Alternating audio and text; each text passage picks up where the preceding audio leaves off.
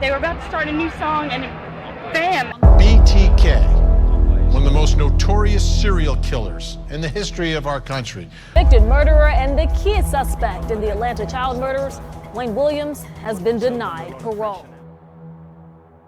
Ever wondered who's lurking behind the scenes of some of the most notorious crimes? These are no ordinary prisoners. They're the top 10 evil masterminds that the FBI is keeping hidden from public view. From cunning escape artists to cold-blooded killers, get ready to delve into the dark and mysterious world of the criminals that even the FBI fears to release. Number 10. Olympic Park Bomber. Born in '66 in Florida, this American guy's life took a wild twist when he lost his dad at 20 and moved with his family to North Carolina.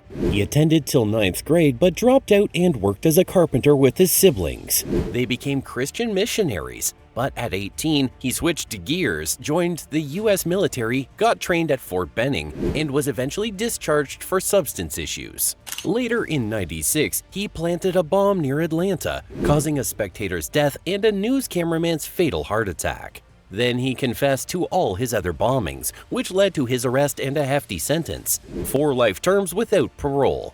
Now he's doing time at the Supermax prison in Colorado. Nevertheless, he has said, "The truth is, I am a Christian," and he did not repent for his actions and fired abortion providers as a moral duty. Number 9. Dark BTK. Born in '45, also known as BTK, which stands for Bind, Kill, Torture, he is an American serial killer who unalived 10 people within 16 years and whose main target are women.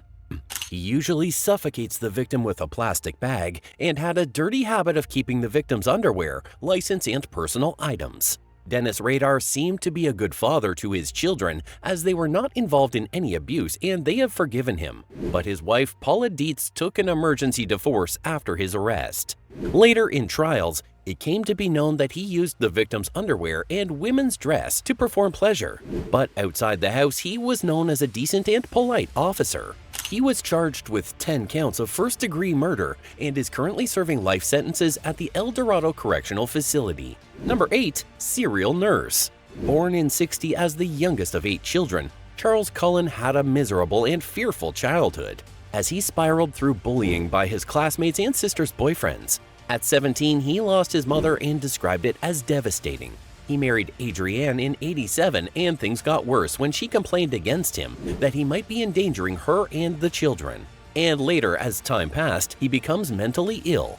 Meanwhile, he was working at New Jersey Medical Center as a nurse, where he brutally unalived 100 patients in a period until he got caught in 2003. It was reported that the count went up to 400. Initially, he was charged with 1 count of murder and 1 count of attempted murder. On his final hearing, he was sentenced to 17 life sentences and is currently held at New Jersey State Prison in Trenton, New Jersey. Number 7. Caliber Killer. Born in 1953, David Berkowitz was abandoned by his biological mother and was adopted by Berkowitz of the Bronx. His had a disturbed childhood, so lost interest in his school and often spiraled as a spoiled bully. His parents consulted at least 1 psychiatrist a month due to his misconduct. His crimes slowly started in the mid-1970s, from using knife to shotgun.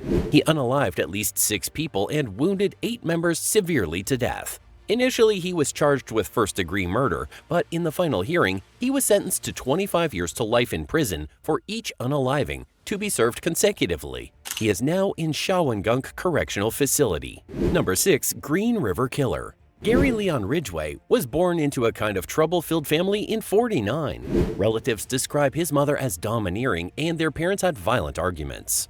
His father noticed the presence of intimacy workers in his home and often complained about that. Gary had a bedwetting problem until he was 13.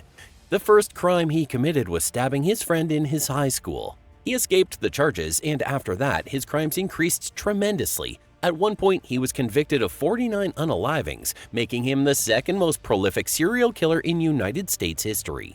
He was sentenced to life imprisonment on December 18, 2003, without the possibility of parole. Now he is currently held in Washington State Penitentiary. Number 5. Kristen Gilbert. Born in '67 in Massachusetts, this woman had a habit of lying and faking suicide attempts to manipulate people. She was noticed as the Angel of Death as she unalived many of the patients in 1989. The officers also took notice of the increase in cardiac arrest and the decrease in the supply of epinephrine in medical centers.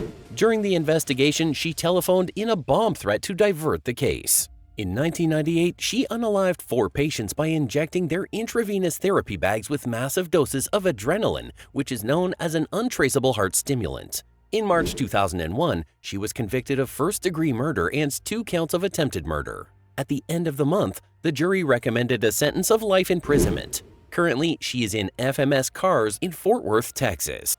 Number 4. Wayne Williams. This guy from Georgia, born in '58, was the only child of Homer and Faye William, who were teachers. From his childhood, he developed an interest in radio and journalism and became a pop music producer and manager in a band.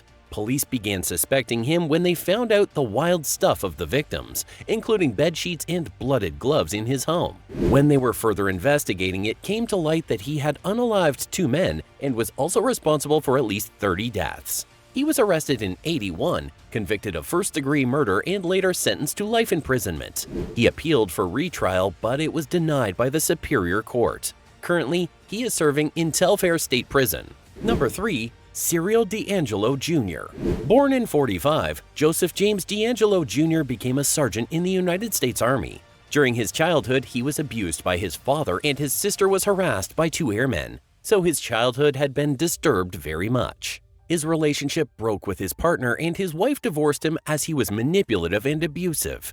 From '74 to '86, he unalived 13 members, abused 51 members, and burgled 120 members across California. Finally, in 2020, he received multiple consecutive life sentences without the possibility of parole. Now he is serving in California State Prison, Corcoran. Number 2. Butcher Baker. Born in Estherville, Iowa in '39, this man is the oldest of his siblings. His father was the owner of a bakery. He was a kind of introvert during his youth and was very quiet and a loner in his childhood. Then he mastered hunting and archery and was discharged from the United States Army Reserve. He got married in 1960. The trouble started when he burned a school bus garage because of not being popular in high school, which was the first scar that marked his life. And then his crime rate tremendously increased to unaliving 17 women. He was sentenced to 461 years in prison without the possibility of parole in 1998, but he passed away on August 21, 2014.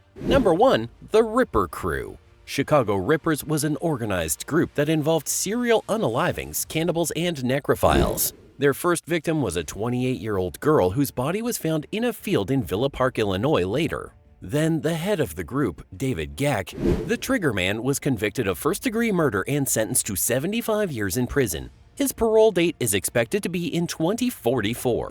That's it for today's video, folks. Which one in the list do you feel the most dangerous? Let me know in the comments. Make sure to like and share this video. See you in the next one.